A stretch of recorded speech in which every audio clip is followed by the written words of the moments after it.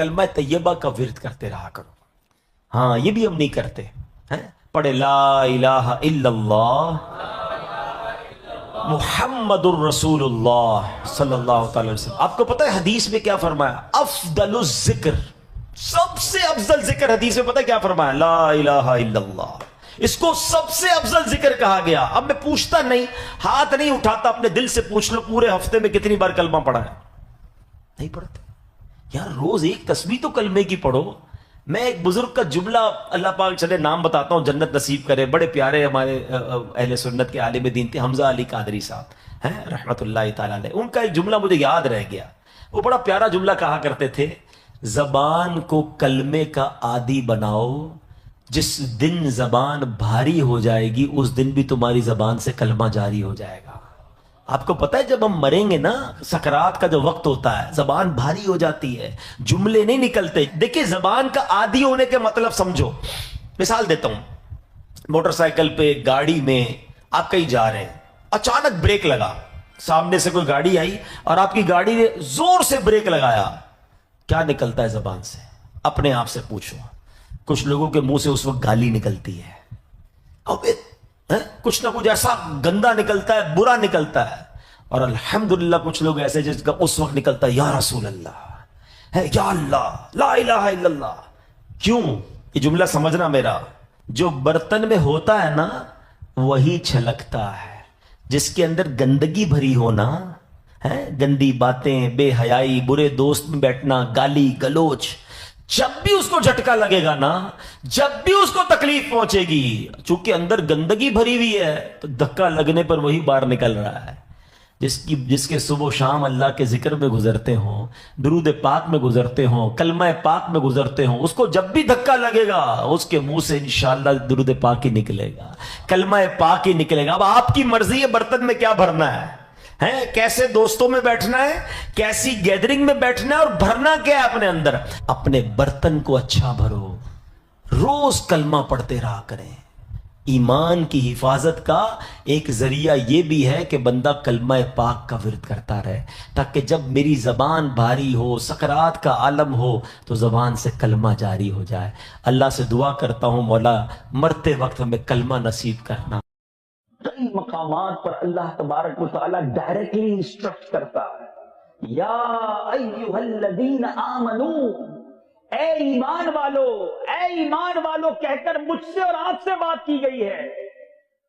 مگر ہم نے کبھی جاننے کی کوشش کی کہ ذرا عالم دین کے پاس کوئی ایسی تفسیر لوں کہ ایٹ لیسٹ اپروکسیمیٹلی 80 ٹائمز قرآن مجید میں یاد رہے، اپروکسیمیٹلی 80 ٹائمز قرآن میں یہ فرمایا گیا، او بلیورز، یا ایھا الذین آمنو، اے ایمان والو. اس کے بعد کچھ حکم دیا، کچھ سمجھایا گیا، کوئی آرڈر ملا، مگر وہ میسج، وہ آرڈر ہم نے پڑھا ہی نہیں. آج ہمارے ای میل ہم ساری چیک کریں، ایس ایم ایس سارے چیک کریں، واٹس ایپ کو کلیئر کریں، جتنے کمیونیکیشن کے کام ہیں سارے ہم کرتے ہیں. جتنا قریبی دوست، قریبی فرینڈ، باس، فیملی ممبر، ہم نے پریورٹی باکس بنائے ہوتے ہیں کہ جناب ان کا میسج کبھی بھی رہ نہ جائے. فوراً سنتے ہیں، فوراً جواب دیتے ہیں. اللہ کا میسج ہمارے لیے کیا ہے، اس کی کوئی ویلیو نہیں، اس کے لیے کوئی ٹائم نہیں، اس کو انڈرسٹینڈ کرنے کے لیے ہمارے اندر کوئی شوق نہیں. ارے یہ کیسا مسلمان ہوگا جو بغیر قرآن پڑھے سمجھے دنیا سے چلا جائے؟ یہ کیسی لائف ہے؟ اگر قرآن پڑھے تو پتا چلے کہ کیسے کیسے ہسٹوریکل ایونٹ قرآن میں موجود ہیں، کیسے زبردست میسج ہمارے لیے موجود ہیں. اور آج ایک ایسا ہی واقعہ، ایک ایسا ہی انسیڈنٹ جو ہمارے قرآن میں موجود ہے اور اس میں زبردست ہمارے لیے پیغام ہے. آج ہم بات کریں گے قارون کی. قارون ایک ایسا کردار ہے جس کے بارے میں شاید بہت تھوڑے لوگ جانتے ہوں گے، مگر قارون تباہ ہوا، برباد ہوا، اس پر عذاب نازل ہوا. یہ سب کیوں ہوا تھا؟ کبھی قرآن کھول کر پڑھے تو صحیح، ہمارا قرآن اس بارے میں ہماری کیا رہنمائی کرتا ہے. تو آج ایک قرآنک واقعہ آپ کو پیش کرتا ہوں، غور سے سنیے اور سمجھیے کہ قرآن میں کہاں کہاں کس خوبصورت انداز میں ہمارے لیے ہدایت کے مدنی پھول ہیں۔ چنانچہ قرآن مجید فرقان حمید میں ارشاد ہوتا ہے، یہ پورا واقعہ جو ہے میرے میٹھے اسلامی بھائیوں 20ویں پارے میں چیپٹر 20 میں سورہ القصص کے اندر موجود ہے، چند آیتوں کے اندر ڈیفائن کیا گیا اور پھر مفسرین نے اس کی کامنٹری کی، اس کی تفسیر کی۔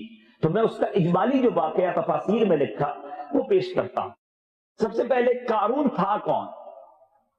قارون was the son of یسہر who was the uncle of سیدنا موسیٰ علیہ نبینا علیہ الصلوۃ والسلام۔ دوسرے لفظوں میں جو قارون تھا وہ حضرت موسیٰ علیہ الصلوۃ والسلام کے چچا یسہر کا بیٹا تھا، کزن تھا، ریلیٹو آف نبی علیہ الصلوۃ والسلام۔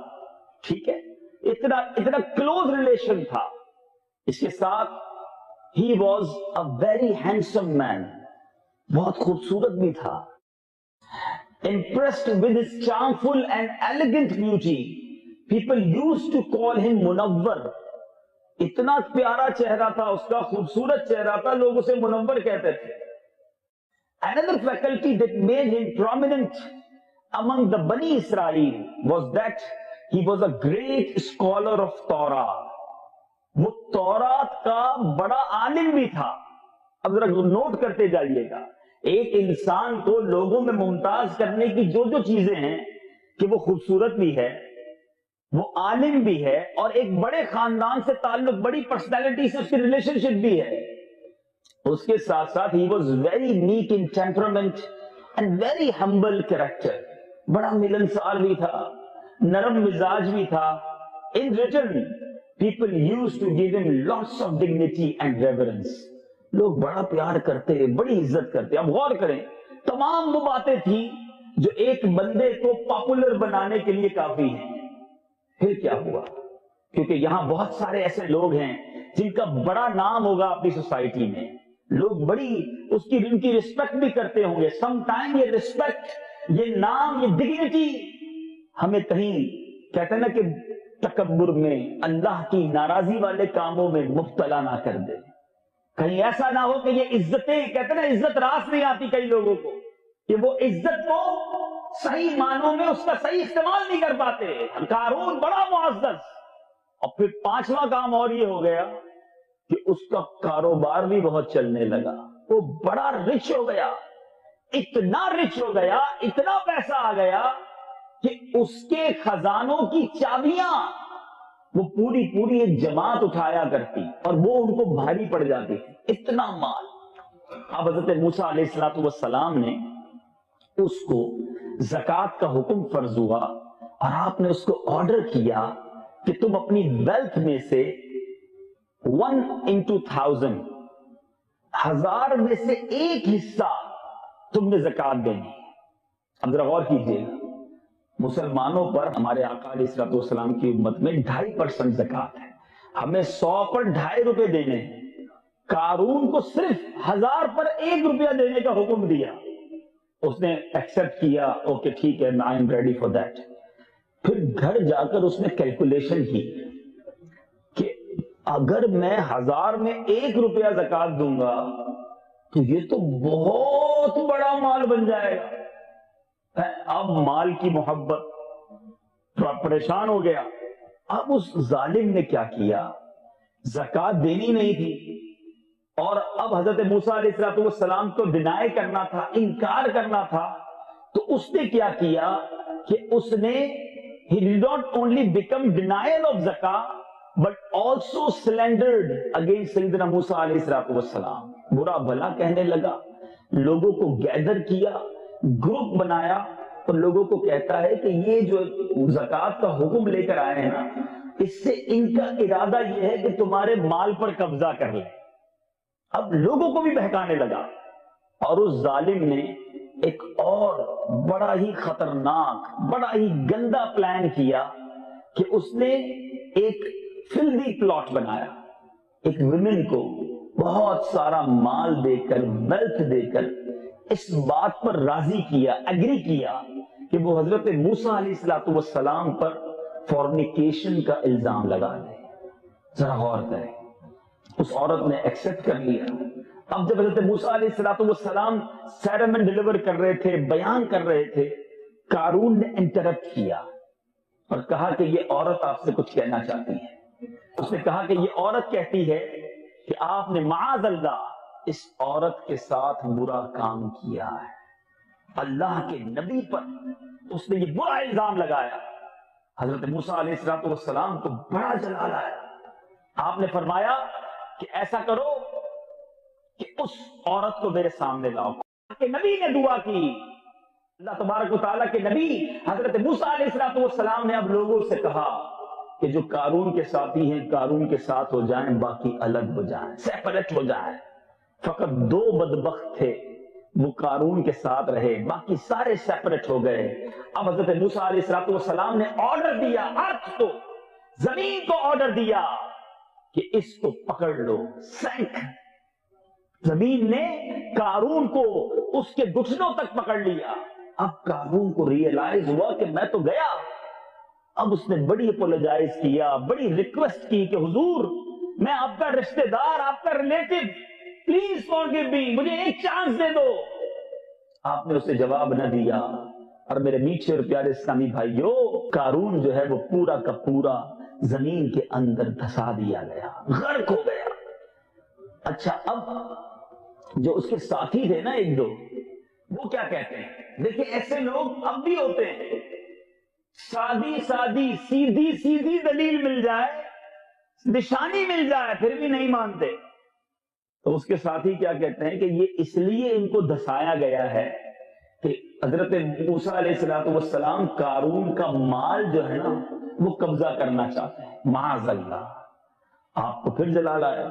آپ علیہ السلام نے اس زمین کو کہا، took his house and treasure، اے زمین تم اس کے ہاؤس کو، اس کی جو خزانہ ہے اس کو بھی تم زمین کے اندر دھسا دو۔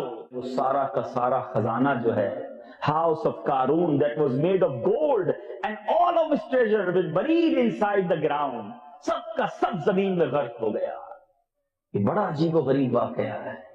بہت سارے لوگ جو سن رہے ہوں گے ان کے لیے شاید نئی بات ہوگی کہ یہ ایسا بھی ہوا دنیا میں، یہ کوئی سٹوری نہیں، یہ میں کوئی آپ کو کوئی ناول کی سٹوری نہیں سنا رہا، یہ ہمارے اور آپ کے قرآن میں واقعہ موجود ہے اور اس دنیا میں یہ ہو چکا ہے۔